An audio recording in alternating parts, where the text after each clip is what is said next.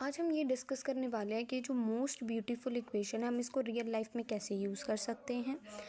ई की power iota pi plus one is equal to zero कैसे है, पाई एओटा ई ही use क्यों किया गया, अगर आई इमेजिनरी है तो रियल लाइफ में कैसे यूज़ होने वाला है। अब हम क्या रियल लाइफ में प्रॉब्लम आने वाली है कि आपने पेपर पेंसिल उठाया, ये इक्वेशन लिखी, सॉल्व किया, आंसर निकाला, आपकी प्रॉब्लम सॉल्व हो गई। ठीक है, आज हम ये चीज़ डिस्कस करने वाले हैं और बिल्कुल प्रैक्टिकल एग्जांपल होने वाली है, प्रैक्टिकल आंसर होने वाला है, ये मैं क्लियर आपको बता दूँ। अच्छा, अब यहाँ पे आपके पास क्या आ जाता है, सबसे पहले यूलर नंबर। हम सबसे पहले ये डिस्कस करेंगे कि ये चीज़ें क्यों ली गई, इनका कॉम्बिनेशन किस तरह से जो है वो एक प्रॉब्लम को सॉल्व करने वाला है। अब आपके पास आ गया इज इक्वल टू 2.71। अब ये वैल्यू क्यों आई आपके पास, आपको पता है कि एक साल के बाद $1 जो है वो 100% प्रॉफिट के में जो है वो आपके पास $2 हो जाता है। यानी आपने बैंक में जो है वो डिपॉजिट करवाया $1, तो 100% इंटरेस्ट के साथ आपके पास वो $2 हो गया। अब आपने $1 यहाँ पर डिपॉजिट करवाया बैंक में और आपने कहा कि मैं 6 मंथ के बाद 50% और फिर 6 मंथ के बाद 50% ले लूँगा। तो 6 मंथ के बाद क्या हो गया 1.5 और फिर 6 मंथ के बाद क्या आ गया 0.75 हो गया। ठीक है, तो यहाँ पर 1 ईयर के बाद आपके पास 2.25 आया।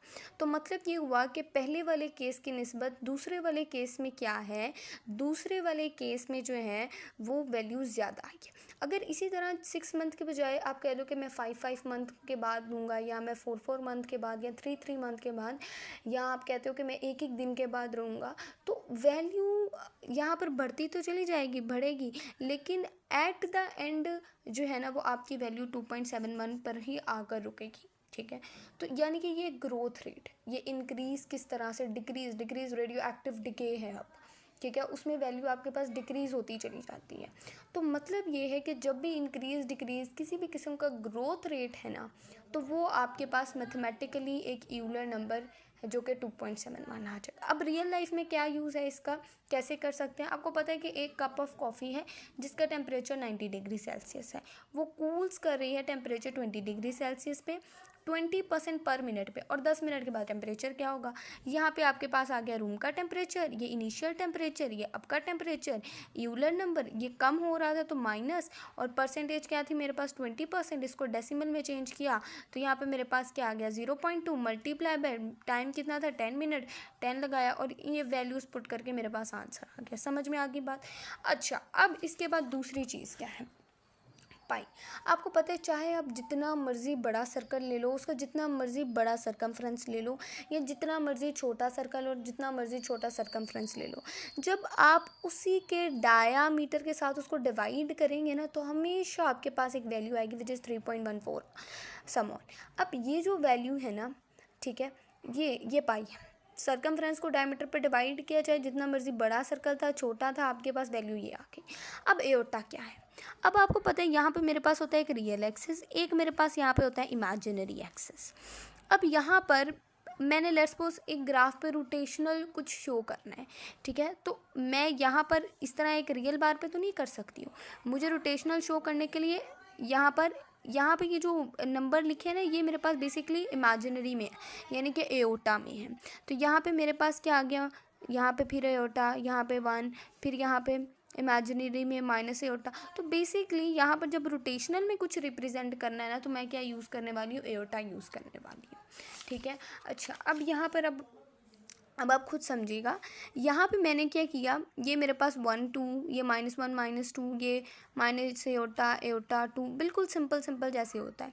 अब यहाँ पर आप देखें कि लेट्स सपोज कि मैंने यहाँ से यहाँ तक रोटेट किया, तो ठीक है, अब मैंने यहाँ से यहाँ तक किया, तो यहाँ पे मेरे पास ये एक एओटा तक गया, यहाँ तक फिर एक एओटा आ गया। ठीक है, तो यहाँ पे मेरे पास क्या आ गया, एओटा स्क्वायर, 2 बार मैंने किया तो एओटा स्क्वायर मेरे पास -1 के बराबर होता है। फिर से दोबारा से मैंने एओटा तक गई, एओटा क्यूब हो गया, ये देखिए ये मेरे पास माइनस एओटा के बराबर आता है। इसी तरह दोबारा से एक बार किया तो एओटा 4 आ गया, तो ये मेरे पास 1 के बराबर। तो बेसिकली रोटेशनल जब होता है, तो मतलब क्या समझ में आया, मतलब ये समझ में आया कि एक तो कॉन्टीन्यूस चेंज है, वो किसकी वजह से कॉन्टीन्यूस चेंज आया, मेरे पास यूलर नंबर की वजह से, सर्कुलर शेप है यानी कि पाई की वजह से, और रोटेशनल पाथ है यानी कि मेरे पास एओटा है। तो ये तीनों चीज़ों की वजह से जो प्रॉब्लम है ना, यानी कि कुछ ना कुछ चेंज आएगा, कुछ ना कुछ सर्कुलर शेप में आएगा, आएगा और कुछ ना कुछ रोटेशनल होगा, ठीक है। ये बेसिकली हमारी प्रॉब्लम है। अब यहाँ पर अब प्रैक्टिकल यूज़ क्या है। फॉर एग्जांपल आपके पास एक व्हील है और वो एक 1 रेवोल्यूशन पर सेकंड कर रहा है। अब एक फुल रोटेशन वो हर सेकंड में कर रहा है, मतलब 1 सेकंड में वो पूरा चक्कर लगा रहा है। अब आपने पोजीशन ऑफ पॉइंट बतानी है 0.5 सेकंड के बाद, ठीक है। अब 1 सेकंड में ये पूरा कर रहा है, ठीक है, तो ऑब्वियसली 0.5 सेकंड में वो यहाँ पर ही आएगा। लेकिन अभी आपको कैसे मैथमेटिकली इस इक्वेशन के थ्रू कैसे पता लगा सकते हैं, या चले ये तो 1 सेकंड में पूरा चक्कर लगा रहे हैं ना, अगर 1 सेकंड में पूरा चक्कर ना लगाए 5 सेकंड में लगाए तो फिर कहाँ पे आएगी। तो फिर आज हम इस चीज़ को देखेंगे। अब आप देखें कि यहाँ पे मैंने ई की पावर एओटा 2 पाई और टी। अब यहाँ पे मैंने क्या किया, 2 पाई लिया। अब 2 पाई मैंने क्यों लिया, बेसिकली यहाँ पे थोड़ा सा रेडियन का कंसेप्ट है। रेडियन क्या होता है कि मेरे पास ये जो रेडियस है ना, जितना रेडियस है यहाँ पे उतनी ही मैंने बिल्कुल उसी लेंथ की, उसी मेजरमेंट की एक आर्क ले ली, तो मेरे पास ये 1 रेडियन है, ठीक है। फिर इसी तरह मैंने दोबारा ले लिया उतना, तो ये 2, ये 3। तो जितना बड़ा सर्कल, जितना छोटा सर्कल, हमारे पास जब भी रेडियन और ये आर्क वाला सीन होता है ना, तो यहाँ पे जो एंड पे बचता है ना, ये मेरे पास 0.14 समथिंग बचता है। तो यानी कि जो पाई होता है ना मेरे पास, वो मेरे पास बराबर होता है 180 डिग्री के, यानी कि मेरे पास 1 रेडियन जो है वो पाई के बराबर है। यानी कि यहाँ पे मेरे पास क्या आ गया, 2 पाई आ गया, ठीक है। यानी कि यहाँ पे मेरे पास ये 1 पूरा पाई था और फिर यहाँ पे मेरे पास ये 1 पूरा पाई था, ठीक है। व्हील में एक यहाँ पे ये पूरा पाई था और यहाँ पे पूरा पाई, तो यहाँ पे मेरे पास 2 पाई, तो रेडियन मेरे पास क्या आ गया, 2 पाई आ गया। अब मैंने ये रेडियन क्यों लिया, उसकी रीज़न ये थी कि मेरे पास क्या हुआ कि ये देखें, रेडियन की वजह से तो ये छोटे छोटे सेगमेंट्स बन गए ना, ठीक है, छोटे छोटे सेगमेंट, तो आपको और क्लियरली आंसर आ जाएगा आपका। लेकिन जब अगर आप सिंपल वो पाई सर्कमफ्रेंस ओवर डायमीटर वाले रेशियो वाले सीन को देखोगे तो आपको ये चीज़ रियलाइज़ होगी कि वो तो बिल्कुल एक पूरे सर्कल को रिप्रेजेंट कर रहे हैं ना, लेकिन आपने तो इसको सेगमेंट्स में कर करके छोटे छोटे सेगमेंट्स हो जाएंगे, तो आप पोजीशन जल्दी से एनालाइज कर पाओगे, आपके रिजल्ट ज़्यादा अच्छे आ पाएंगे। अब यहाँ पे मेरे पास 2 पाई आ गया रेडियन, ये एओटा, और ये मेरे पास टाइम आ गया, और यहाँ पे ये वैल्यू आ गई क्योंकि मैंने इसको मल्टीप्लाई किया तो वो 1 आ गया। अच्छा, अब यहाँ पे ये आ गया मेरे पास -1। अब मैंने ये कहा था e iota pi plus 1 is equal to 0 के बराबर होता है, ठीक है। ये देखिए यहाँ पे ये तो सिंपल आ गया ना -1 के बराबर, यानी कि ये पूरा चक्कर मेरे पास था 1 सेकंड में, तो ये हाफ चक्कर यहाँ पे इतना हुआ, तो ये मेरे पास -1 ही यहाँ पर आता है ना, आपको पता है बार में, तो ये -1 ही आ जाएगा, ठीक है। तो यानी यहाँ पर लोकेशन होगी इस पॉइंट पे। अब यहाँ पे ये बात जो करने वाली है वो ये है कि एओटा ई की power iota pi plus 1 is equal to 0, ये कैसे है, ठीक है। इस चीज़ को अब हम डिस्कस करते हैं। अब यहाँ पर एक चीज़ देखें कि ये जो साइन थीटा होता है ये मेरे पास बराबर होता है ऑपोजिट साइड ओवर हाइपोटेनियस की, ठीक है, और ये cos theta adjacent side over hypotenuse, यानी कि साइन थीटा में मेरे पास ये ऑपोजिट साइड है और ये मेरे पास इसमें क्या आ जाता है, ये हाइपोटेनियस आ जाता है, और जबकि कोस थीटा में ये मेरे पास क्या है, एडजेसेंट साइड है और ये मेरे पास हाइपोटेनियस है, ठीक है, यही आ जाता है ना। अब यहाँ पर आप देखिए कि ये मेरे पास कोस है और ये मेरे पास क्या है, साइन है।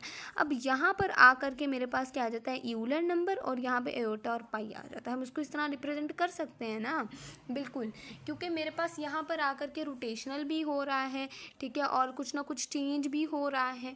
अच्छा, अब यहाँ पर देखें कि कोस पाई, बिल्कुल कोस पाई आ गया, और यहाँ पे मेरे पास क्या आ गया, साइन पाई आ गया, और यहाँ पे एओटा आ गया, और ये मैंने वैल्यूज़ पुट की तो ये मेरे पास आंसर आ गया। मतलब क्लियरली समझ में आया कि यहाँ साइन और कोस था, इन दोनों को सम करने की वजह से मेरे पास ये वाली वैल्यू आई है, और जब मैंने इनकी वैल्यूज़ पुट की तो यहाँ पर मेरे पास ये निकल आया। अब इसको ज़रा थोड़ा सा प्रॉब्लम को हम चेंज करके देखते हैं कि रियल लाइफ की एक और प्रॉब्लम क्या हो सकती है। कहते हैं कि एक एलिवेटर कंप्लीट करता है एक पूरी रेवोल्यूशन 2 पाई रेडियन में हर सेकंड में। एंगुलर स्पीड जो है ना वो उसकी ये है, और आपने पता लगाने के 4 सेकंड बाद क्या होगा। अब एलिवेटर अप एंड डाउन तो मूव करता है, लेकिन उसको जो अप एंड डाउन मूव हो रहा है उसके ऊपर क्या लगी हुई है, एक पुली लगी हुई है जो सर्कुलर रिवॉल्व कर रही है, जिसको आपको डिज़ाइन करना है कि कितने सेकंड के बाद, कितने मिनट के बाद एलिवेटर की किस किस फ्लोर की क्या पोजीशन होगी। तो वो जो आपने डिज़ाइन करना है ना, उसके लिए ये आपको कैलकुलेशन चाहिए, ठीक है। अब यहाँ पे ये देखें, एंगुलर स्पीड था 2 पाई ओवर 6 आ गया, ठीक है, 2 पाई रेडियन था और आपने इसको एवरी सेकेंड 6 में डिवाइड कर दिया तो रेडियन पर सेकेंड आपके पास आ गया। अब आपने यहाँ पे क्या किया, एटा ये आ गया, डब्ल्यू एंगुलर स्पीड पाई/3 आ गया जो आपने पर सेकेंड की निकाली, और यहाँ पे आपके पास 4 आ गया, मल्टीप्लाई पे आपने टाइम जो आपको दिया था 4। अब यहाँ पे देखें, आपने इसको यहाँ पे कॉस थीटा में पुट कर दिया, थीटा जो आपके पास था आपने ये वैल्यू यहाँ पे पुट कर दी और आपने ये वैल्यू बिल्कुल एग्जैक्टली यहाँ पे पुट कर दी। अब आंसर आपके पास क्या आया, यहाँ पे एक आंसर आपके पास आया -0.5, दूसरा आंसर आया -0.866। अब चलें इसको देखते हैं कि ये किस तरह से रिप्रेजेंट होगा। अब यहाँ पे देखिए मेरे पास क्या आ गया, -0.5 माइनस एओटा 0.866। हमारा बेसिकली जो आंसर आया था वो एग्जैक्टली यही था। अब यहाँ पे देखें आप, ये है मेरे पास रियल नंबर और ये मेरे पास है इमेजिनरी नंबर। अब रियल नंबर में आ जाए नेगेटिव में, ये तो पॉजिटिव होते हैं रियल नंबर, ये नेगेटिव, तो ये मेरे पास -0.5 ये आ गया। और यहाँ पे मेरे पास इमेजिनरी, ठीक है, ये इमेजिनरी एक्सिस थी मेरे पास, लेकिन अब ये इमेजिनरी एक्सिस में पॉजिटिव है और ये नेगेटिव है, तो नेगेटिव में हमारे पास है ना हमारा नंबर 0.866, तो ये मेरे पास आ गया 0.866। ठीक है, तो यानी कि मेरी जो पोजीशन है -0.5 और -0.866 वो ये है। ठीक है, तो यहाँ पर मेरी जो है वो पोजीशन होगी, मेरा जो ऑब्जेक्ट है उसकी जो पोजीशन होगी वो यहाँ पर होगी। तो मतलब ये हुआ कि ये वाली जो इक्वेशन है, हम इससे ये चीज़ रियलाइज़ कर सकते हैं, ये चीज़ पता लगा सकते हैं कि कुछ सर्टेन टाइम के बाद हमारे जो ऑब्जेक्ट है उसकी लोकेशन कहाँ पर होगी, वो कहाँ पर लोकेटेड होगा, उसकी पोजीशन क्या होगी।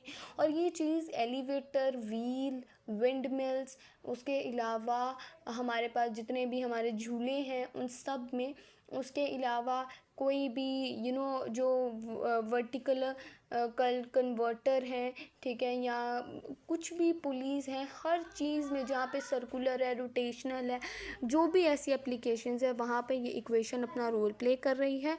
आप इसके थ्रू कैलकुलेट कर सकते हैं।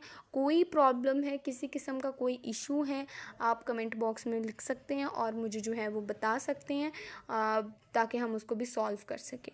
और कोई भी जो है वो यहाँ तक क्लैरिटी किसी बात में नहीं है, आप बिल्कुल कमेंट बॉक्स में लिख सकते हैं और मुझे बता सकते हैं।